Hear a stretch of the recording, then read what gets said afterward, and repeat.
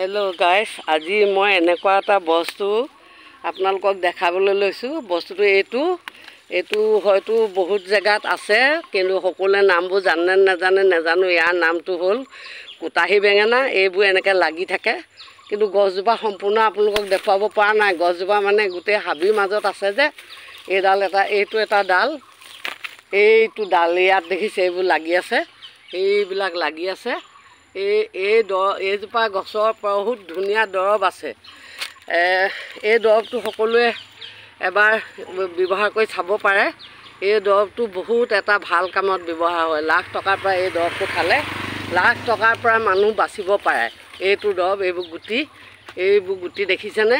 এই গুটিবিলাক চাব, এই গুটিবিলাক আপুনি যদি ব্যৱহাৰ কৰে, এই বস্তুটোৰ পৰা আপোনাৰ এনেকুৱা এটা বেমাৰ হ'ব, যিটো নেকি কেঁচুমূৰীয়া বেমাৰ বুলি অসমীয়াত কোৱা হয়।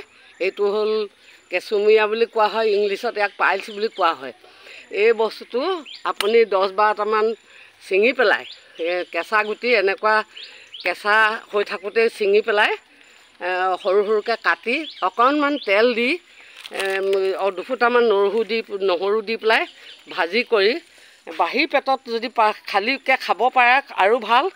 যদিহে বোলে নোৱাৰে, তেতিয়াহ'লে আকৌ ভাতৰ লগত সানি পেলাই ভাতৰ ভিতৰত ভৰাই লৈ হ'লেও ইয়াক যদি ডেইলি দুবাৰকৈ 3 দিনমান যদি খায়, আপোনাৰ পাইলছ একেবাৰে নাইকিয়া হৈ যাব।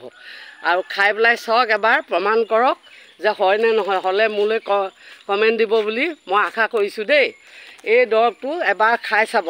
যিসকলৰ কেঁচুমূৰীয়া হৈছে, পাইলছ হৈছে, গছজোপা এতিয়া হাবিৰ মাজত আছে, ইমান এটা ভাল নহয়। এই গছজোপা কাঁইটীয়া গছ দেখিছে নহয়, এইবিলাক গুটি এইবিলাক লাগি আছে। এই গুটিবোৰ ছিঙি পেলাই খালে আপুনি প্ৰমাণ পাব যে 3 দিনমান খালে নিশ্চয় আপোনাৰ পাইলছ বেমাৰ ভাল হ'ব আৰু একেবাৰে জনি মৰিব বুলি মই আশা কৰিছোঁ। এইটোকে জনাবৰ কাৰণে মই এই বস্তুটো দেখুৱাবলৈ এই জেগালৈ আহিলোঁ। এইখিনিত আপোনাৰ বহুত জেগা বিচাৰি এইখিনিতে পাইছোঁ। আজিকালি পাবলৈ বহুত টান এই দৰৱটো। খাই চাব, নিশ্চয় খাই ভাল পালে মোক কমেণ্ট কৰিব। ধন্যবাদ।